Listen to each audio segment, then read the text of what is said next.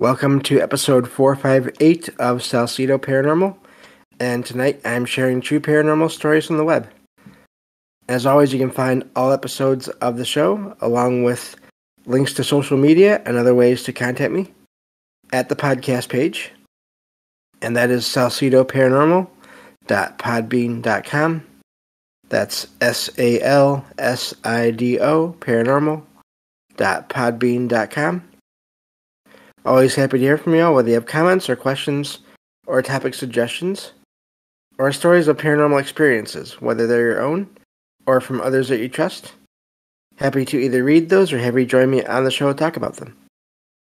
Thank you all for listening, whether you are here for the live streams on Discord or you listen on the podcast or YouTube feeds or on the Troubled Minds radio network, KUAP Digital Broadcasting. There you can hear replays of 2 episodes of the show every night at 6 p.m. Pacific, 9 p.m. Eastern, right before Troubled Minds Radio comes on. I always want to thank Michael Strange, host of Troubled Minds Radio, and Liam Martin, host of the Exiled Minds podcast, for producing the shows and putting them up on the station. If you'd like to support the show, there are some different ways to do that. You can always share the show with others and rate and review it on your podcast platform of choice. You can also find some books I've written, paranormal fiction and nonfiction, over on Amazon. And you can also join the Patreon. There you'll find a few different membership tiers, and joining any of those tiers will get you one extra episode of the show per month, at least to start with. And that's starting, actually this month. There's already one episode up there. And another one will be coming next month. So, also, if you'd like to just make a one-time donation, you can do that through PayPal and Venmo. All those links are always in the episode descriptions and on the Discord as pinned messages, I believe, in at least one channel, maybe 2. So there's all that. And of course, help is never expected, but always appreciated. If you would like the show to keep going and getting better, that would be one way several ways there to help. And because there are expenses for equipment and research materials and travel. I'm going to be attending the Mid-Michigan Paracon this year, November 4th and 5th, over at the Soaring Eagle Casino and Resort in Mount Pleasant, Michigan. And that's a Saturday and Sunday. And I'll just be wandering around there and listening in on things, on the presentations and all of that, and hopefully meeting people and making some recordings of myself and then others if they wish to share on the show and when I get back home. So I believe that covers everything there. So I can get on with the stories here. So let's see. Thank you again to everyone that's here. I always appreciate that. So this one says, this happened in an old hunting cabin on 300 acres of land in northern Michigan. My uncles and I leased it from an older couple. When the husband passed away, his wife put the cabin on the market. The cabin had 5 rooms, with 2 twin beds each, except the couple's bedroom, which was always locked. The cabin was still furnished with the couple's belongings. The main living room had a small TV that only got a few channels.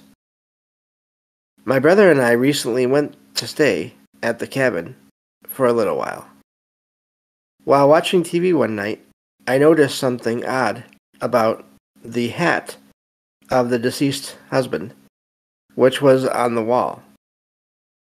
It started to wobble and levitated off the wall horizontally. The hat floated slowly down to a chair beneath it with no logical explanation, no breeze or wind. The windows were closed, and the heat was off.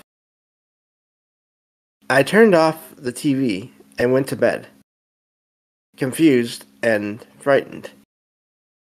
From the window next to my bed, I saw a a white apparition floating or gliding across the backyard. Even though I didn't feel threatened, I was still frightened enough to hide deep in my sleeping bag until I fell asleep. So that's where that story ends. I wonder if that was the husband, maybe saying goodbye, possibly unintentionally frightening the people that were there, the person that was there. The writer of that story. It seems like it could be. Or maybe it was just sort of, I don't know, the hat seems like it was intentional. I wonder, though, if, and this is just an idea, maybe this happens more than we know, maybe it doesn't, if the spirit of the husband was trying to put on the hat and it just didn't work, and so he had to let it just sort of drift down to the chair, and he wasn't able to take it, and then he just left. So yeah, hello in the chat there. Lily says if he wore it all the time, I would find it possible. Yeah, I feel like it's the writer already knew it was his, the husband's. So that does seem like there was already a connection there established, and yeah, it's infused with his essence and I guess hair. Yeah. So so I wonder if he was trying to put it on, or if he was just picking it up to look at it and think about certain memories, I guess, associated with it. I don't know.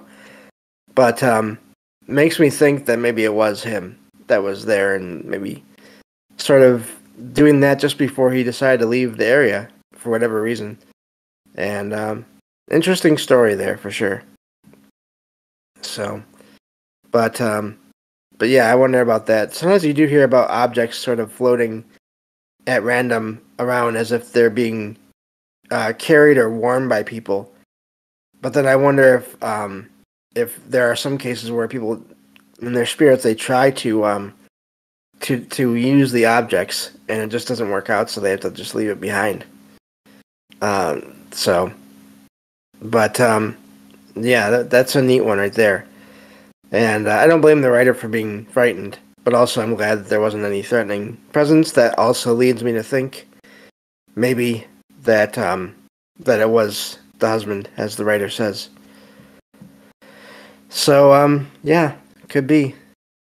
But moving on to the next story here. Let's see. This one says, I was playing outside with my friendly English bulldog named H. We just do that for privacy reasons there. Don't use full names usually. My aunt called me inside for bed while I was playing tug of war with the dog. I went to bed, and my uncle came to tuck me in. Later that night, I put a movie into the VHS player and had a strange feeling. A shadow figure, completely black and featureless, appeared in the room. I didn't feel scared or threatened. Instead, I felt calm and curious. I said hello and waved at the shadow figure, who disappeared quickly. After this encounter, I went back to watching the movie and had a normal night. I was puzzled by the presence of this shadow figure and felt a lingering sense of curiosity. The shadow figure seemed to be observing me from a distance. Was there a hidden meaning or a purpose? I don't know. Despite not seeing the figure again, the memory of the encounter continues to fascinate me. So, that's another amazing story that you don't always hear about in a lot of shows, because there's the whole idea that all these shadow figures have to be bad, and I don't think that's the case. Really, there's an idea about the paranormal in general that it all has to be bad, and I don't agree with that. So that's really neat that the writer there saw a shadow figure, and it just sort of showed up, but then as soon as the writer waved at it and said hello, for whatever reason, it just decided to leave again. So,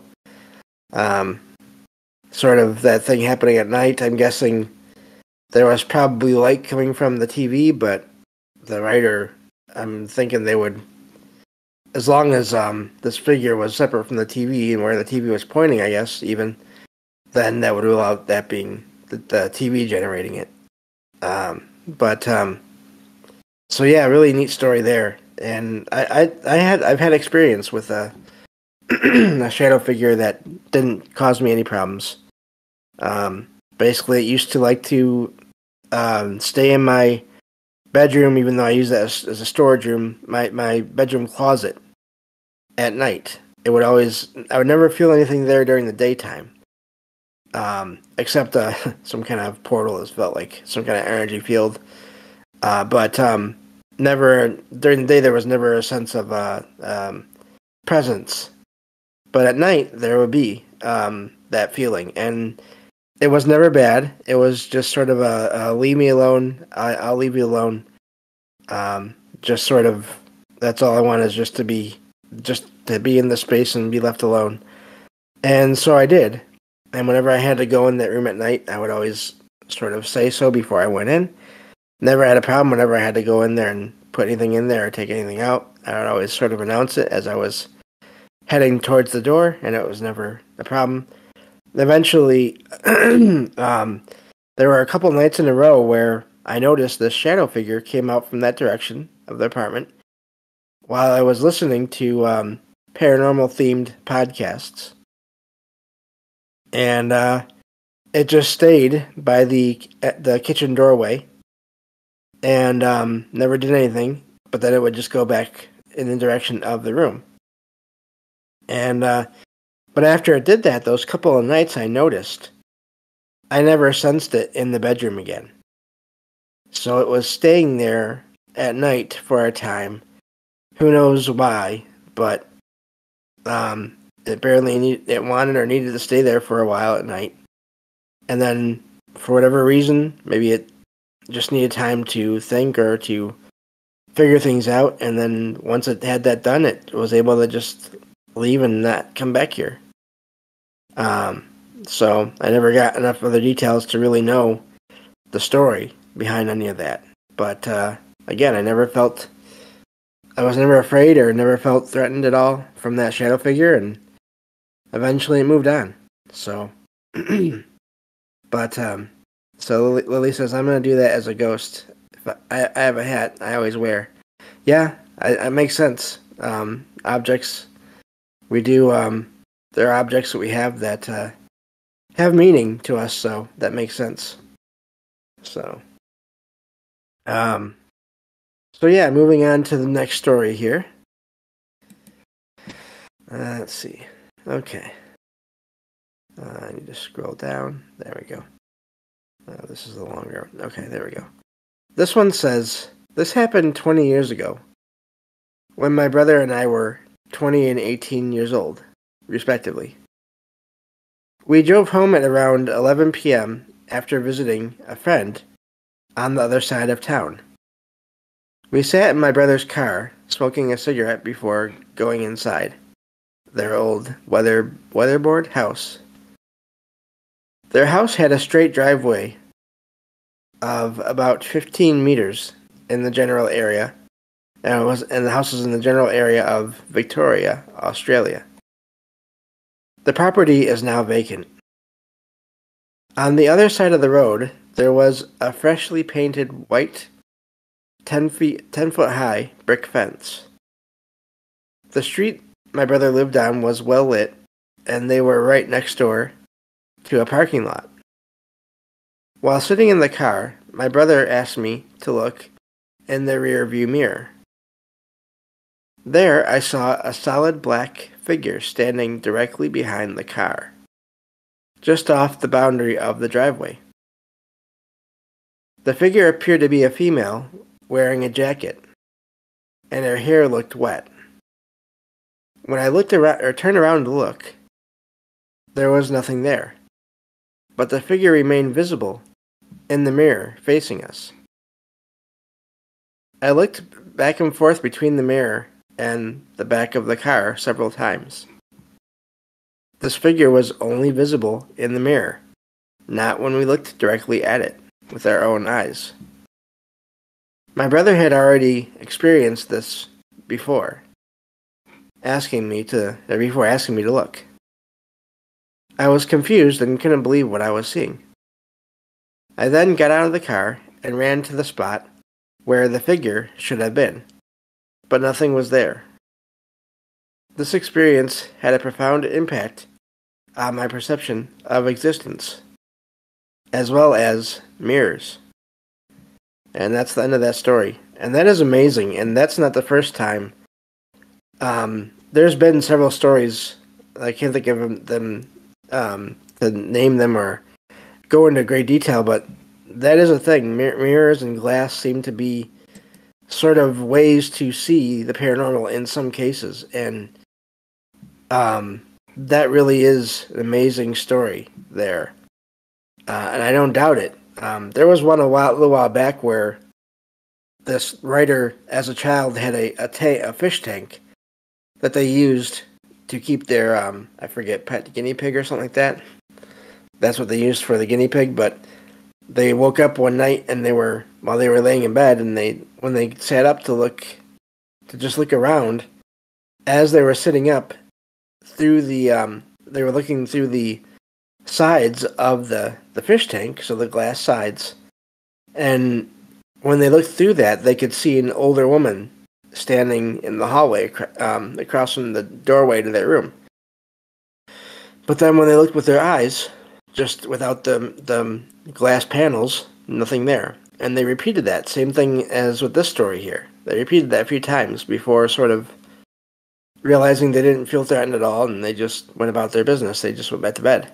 So that really is amazing. I wonder how that works, because obviously whenever we look into glass all around the world, we don't see things like that all the time. At least not that we're aware of. And so what are the circumstances? What are the factors and what's going on there in those rare cases? And I'm saying rare in comparison to just every time everyone looks through glass ever, that allow for these things to happen. So are these apparitions or these entities sort of choosing to be seen that way? Or not? I don't know, but really amazing story there. And again, I've heard similar stories just involving mirrors and glass, panels of glass, panes of glass, windows, so many times over the years. And it really is a common type of occurrence there in the paranormal. So yeah, really neat story there that I wanted to share tonight. So, let me see here. Let me get to the next story here. I know we have time for at least one more. Let's see.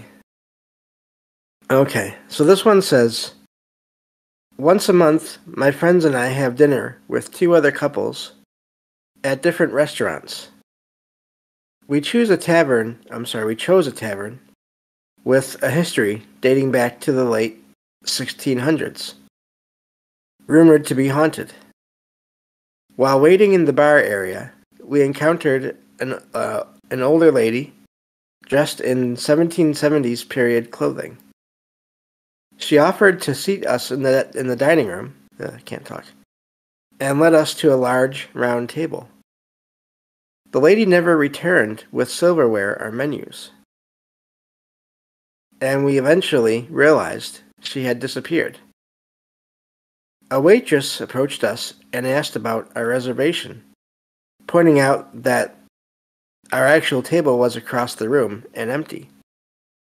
We explained that the lady in period dress had seated us. The waitress, wearing modern clothing, was puzzled, stating there was no one in period costume working that night, and the area that we were seated in wasn't in use. The rest of the night went well, as usual, without any other strange experiences. We have been back to this restaurant a few times since then, but we have never seen the woman again.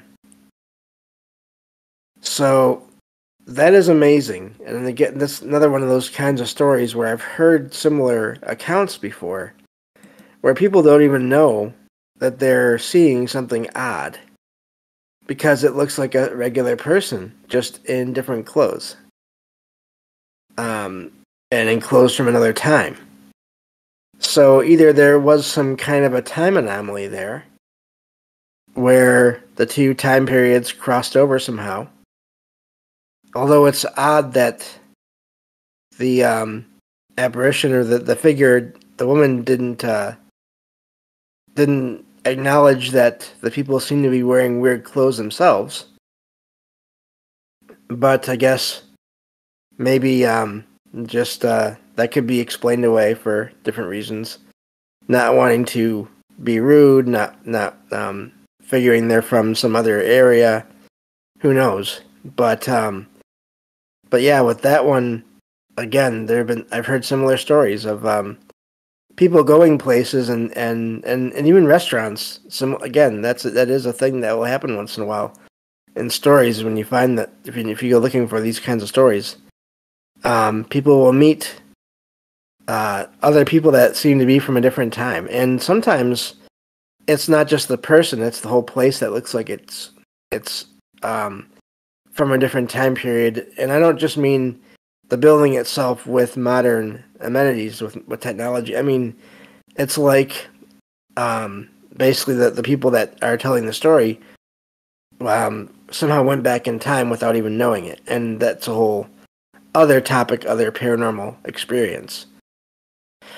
But yeah, sometimes it's just one person or two people that they see in a place, but there's no one else around. And then come to find out, just like the waitress in this restaurant in this story said, we don't have anyone in period costume right now. So that's just amazing. I wonder if there's some older woman from who knows how far back that just went back to the kitchen saying, "You never believe the kinds of clothes these people were wearing and the way they talked and everything. It was so different." And of course, you never hear about that from anywhere else from that time period. I wonder if that, again, as I always say with these stories, I wonder if that will happen someday in the future, where, again, people will meet from two different time periods in the same location, and then one will write into a website or a show, and then the other, who is still alive, will hear or read that and say, "Oh, that was me.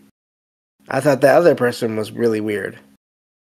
I think it will happen someday. It's just a matter of how long it's going to take to have them for the circumstances to line up just right for that. But yeah, amazing story there, and I wonder if it was an older lady, so maybe it was a spirit. There are some cases where spirits do appear solid. They appear as they did in life, without any kind of transparency or translucence or any extra light given off. So that's a possibility as well. But that's all the time we have for today. Thank you all for listening, and I will talk to you all on the next episode of Salcedo Paranormal. Take care.